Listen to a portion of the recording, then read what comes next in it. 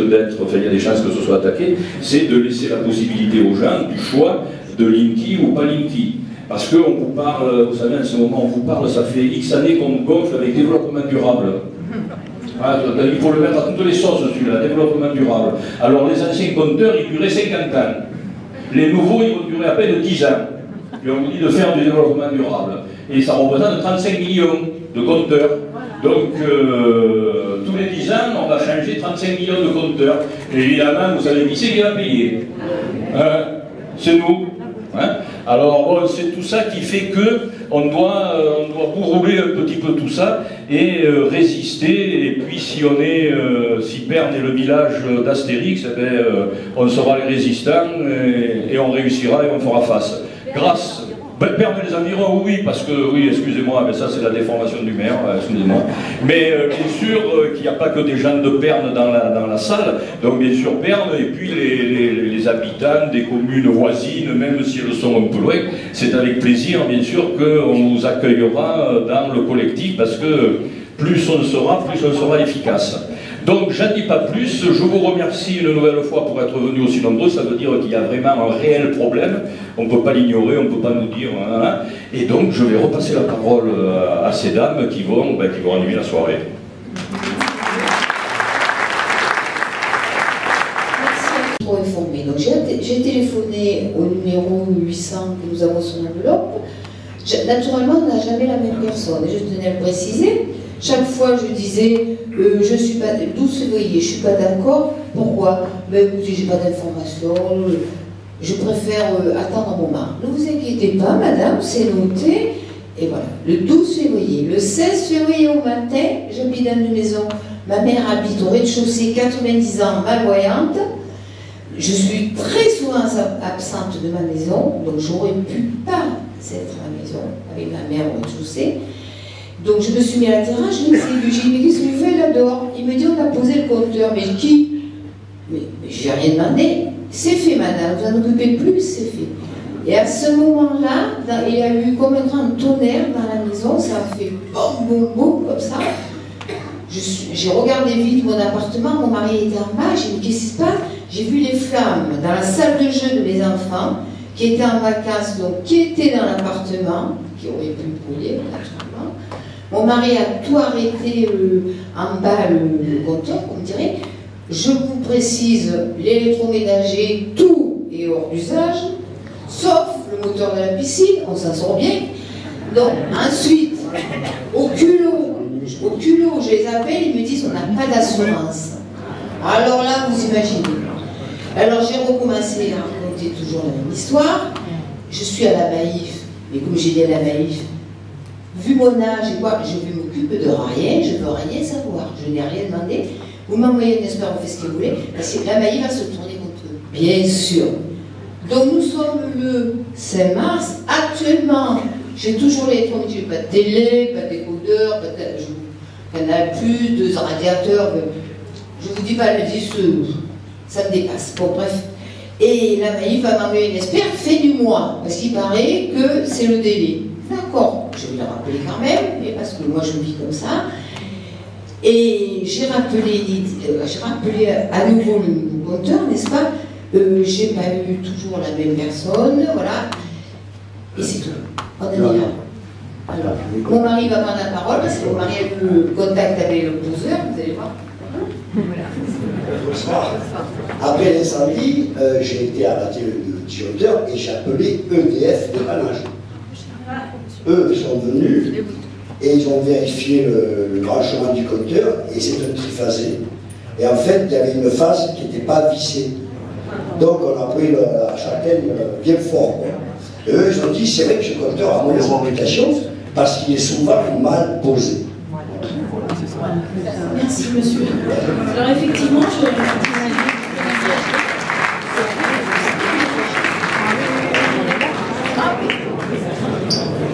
pour refuser.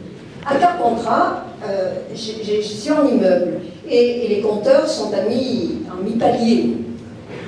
Donc j'ai convaincu mon propriétaire et on a fait une lettre recommandée à Enedis, une lettre avec accusé de réception, une lettre recommandée avec accusé de réception j'avais l'adresse au poseur de compteur. compteur et une accusée de réception au maire.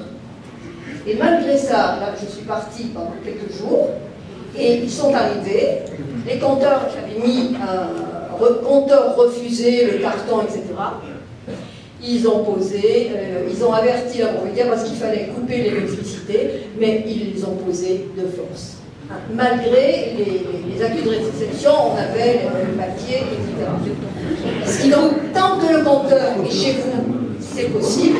Quand il est à l'extérieur, à Clermont-Ferrand, ils ont posé d'autorité, même si les gens avaient fait des démarches. Là, je trouve que c'est vraiment intenable. Là, maintenant, eh ben, ils sont posés. Voilà. Donc je vais vous donner une petite précision quand même, c'est qu'en fait, à l'Église nationale, ils sont submergés par les courriers. Donc on imagine bien qu'ils ne peuvent pas tout déballer les courriers, donc c'est un petit peu normal qu'ils ne tiennent pas compte. Mais par contre, ils jouent un peu les andouilles, parce que si on marque qu'on ne veut pas sur le compteur, ça me paraît clair que... Ah non, ils l'ont fait, ils ont arraché dans le carton, mais ils m'ont répondu.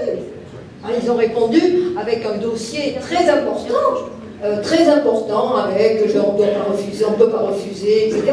Ils m'ont répondu, hein, ça c'est sûr. Et dans le quartier Clermont, moi, ils ont compris que c'était non. Mais là, la vieille voisine à côté, qui avait aussi refusé sur mon influence, alors ils ont essayé là, ils sont allés chez elle et la convaincre. Donc c'était vraiment une prise de... Alors quand on vous dit qu'on ne peut pas refuser, eh bien, en fait, monsieur... Elisabeth, juste 30 secondes avant ça, pardon, je vais donner la parole à Franck, justement, qui va préciser un petit peu pourquoi ça se passe comme ça également et pourquoi les poseurs s'autorisent ce genre de choses. Alors, donc, on leur distribue des fiches sur le comportement qu'ils ont à avoir face à un refus sur le terrain. Cette fiche, c'est les situations sans la présence physique du client, c'est-à-dire quand vous n'êtes pas là. Absence de portail ou de muret autour de la propriété et absence de panneau interdisant l'entrée. L'accès à la propriété est réputé se faire librement, remplacer le compteur normalement.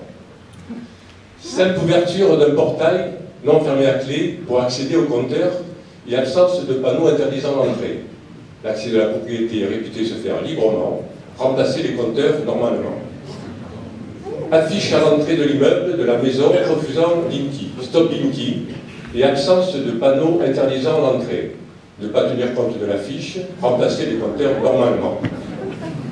Porte ou portail fermé, mais le technicien dispose d'une clé Vigic, d'un double de clé ou du digicode. Remplacer les compteurs normalement. Cadenas, affiche sur le compteur ou le coffret ou la bielle. Ne pas tenir compte des affiches. Casser le cadenas si besoin.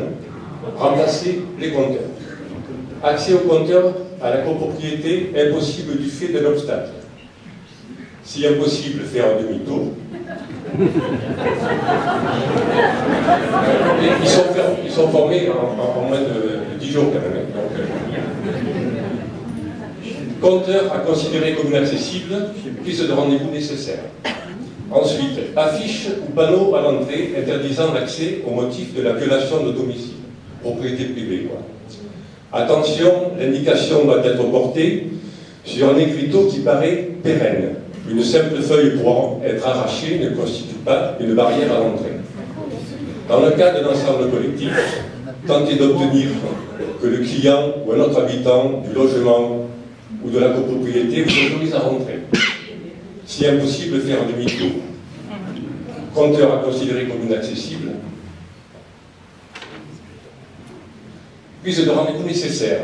Et dans le cas d'une propriété individuelle, remplacer le compteur normalement. Voilà. Ça, c'est ce qu'on distribue aux poseurs de... L'ancien compteur.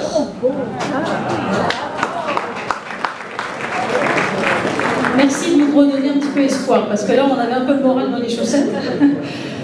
Donc, je vais enchaîner justement, parce que justement, sur tous ces aspects-là, voilà, il faut effectivement, c'est très bien qu'on ait ces témoignages qui n'étaient pas forcément prévus, mais en tout cas, je vous remercie. Oui.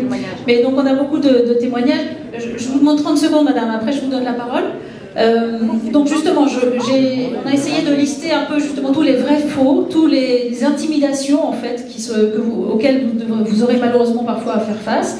Donc je vais les passer un peu rapidement, mais que vous ayez tout ça en tête, parce qu'effectivement, il y a beaucoup d'intoxication, beaucoup d'intimidation, du fait aussi que ces pauvres poseurs, entre guillemets, ils sont payés aussi à la commission. Hein. Donc plus ils en payent et plus ils gagnent d'argent, hein. Donc ça c'est humain. Et qu'il y a aussi une prime qui est attribuée, hein. Donc ça tu en as eu aussi connaissance, si justement ils réussissent à poser un compteur à un opposant. Ça, il y a double bonus. Voilà. Donc voilà, il faut le savoir aussi quand même. Hein. De nouveaux compteurs connectés. Première crainte, des risques d'incendie. Nous sommes à Bièvre, dans l'Essonne.